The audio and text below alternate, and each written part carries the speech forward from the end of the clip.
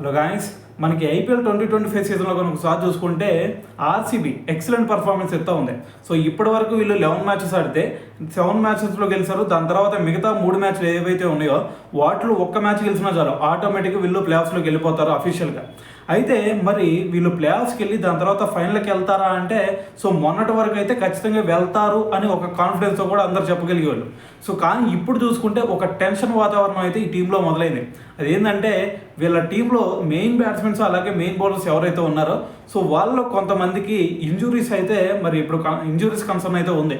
So మరి వీళ్ళలో చూసుకుంటే మనకి టాప్ ఆర్డర్లో చూసుకుంటే ఫిలిప్ సాల్ట్. సో మరి ఒకవేళ ఆర్సీబీ ఫైనల్కి వెళ్ళిందంటే ఫైనల్లో మరి ఆ ప్రెషర్ని తట్టుకొని మరి మ్యాచ్ని గెలిపించాలంటే ఖచ్చితంగా టాప్ ఆర్డర్లో ఒక మరి మంచి ఎక్స్పీరియన్స్ ప్లేయర్స్ కావాలి. సో మరి వీళ్ళకల్లే చూసుకుంటే Philip Salt so last 2 matches నుంచి కూడా అతను ఆడట్లేదు, ఎందుకంటే అతనికి ఇంజూరీ.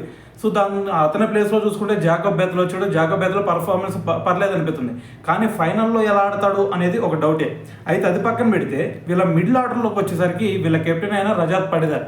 సో మరి పడిదార్ చూసుకుంటే తనకి ఇంజురీ అయింది, ఏది మనకి తమ్నేల్కి ఇంజురీ అయినట్టు ఉంది. సో మరి దాని నుంచి మరి కోలుకుంటాడా లేదా అనేది కూడా చెప్పలేని సిచ్యువేషన్. సో మరి ఏదేమైనా సరే మరి అతనికి రెస్ట్ ఇచ్చారు అంటే ఆటోమేటిక్గా మరి మిడిల్ ఆర్డర్ మొత్తం కూడా కొలాప్స్ అయిపోయినట్టే. సో మరి మిడిల్ ఆర్డర్లో ఒక కన్సిస్టెంట్ ప్లేయర్ ఎవరన్నా ఉన్నారంటే పడిదారు. సో మరి అతని పర్ఫార్మెన్స్ని బట్టి మరి టీం కూడా సో మరి ముందుకు వెళ్ళడానికి ఛాన్స్ అయితే ఉండిద్ది. సో మరి అతను ఏదన్నా ఇంజురీ అయిపోయి రూల్ అవుట్ అయ్యాడు అంటే ఆటోమేటిక్గా సినారియో మొత్తం చేంజ్ అయిపోయింది.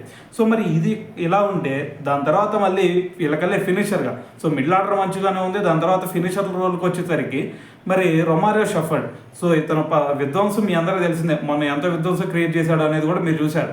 సో మరి ఇక్కడ రొమారియో షెఫర్డ్కి కూడా మరి కొంచెం ఇంజురీ కన్సర్న్స్ అయితే కనిపిస్తూ ఉంది. సో మరి అతను కూడా రూల్ సో దాంతోపాటు మరి అతను ఈ ఫైనల్కి వచ్చేటప్పటికి మరి అందుబాటులో ఉండడని చెప్పేసి కూడా మరి కొంచెం మనకి న్యూస్ అయితే రావడం జరిగింది. సో ఆ న్యూసే కనుక ఓకే నిజమైతే ఆటోమేటిక్గా వీళ్ళకల్లే ఫినిషింగ్ టచ్ అనేది సో కొంచెం ఇబ్బందిగా మారే ఛాన్స్ ఉంది. ఒక పక్కన మరి విరాట్ కోహ్లీ చివరి వరకు ఆడాల్సి ఉండిద్ది. సో విరాట్ కోహ్లీ కనుక ఫస్ట్లో అవుట్ అయ్యాడంటే ఆటోమేటిక్గా టీం మొత్తం కొలాప్స్ అయిపోయినట్టే. సో మరి ఇటువంటి సిచ్యువేషన్లో మరి రొమారియో షెఫర్డ్ లేకపోతే ఇంకా అది బ్యాక్ డ్రాప్ అయిపోయింది. సో ఏదైనా సరే మరి దాని తర్వాత బౌలింగ్ విషయంలో కనుక మీరు చూసుకుంటే సో లాస్ట్ మ్యాచ్లో కూడా మీరు చూసారు హ్యాజల్వుడ్ మరి భుజం ఇంజురీ వల్ల సో అతను లాస్ట్ మ్యాచ్లో కూడా ఆడలేదు. సో అతని ప్లేస్లో ఇంగిడి వచ్చాడు.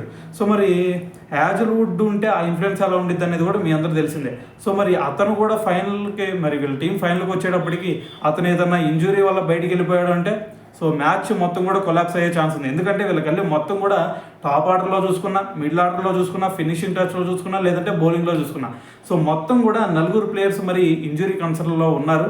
సో ఏదైనా సరే మరి వీళ్ళు గనక మరి ఈ ఇంజురీ ప్రోన్ గనక గురి అయ్యారు అంటే ఆటోమేటిక్గా ఇప్పటి వరకు ఏదైతే జోష్లో ఉందో ఆ జోష్ మొత్తం కూడా తగ్గే ఛాన్స్ అయితే కనిపిస్తూ ఉంది. సో ఏదేమైనా సరే మరి దీని గురించి మరి మీరేమనుకుంటున్నారు అనేది కింద కామెంట్ చేయండి.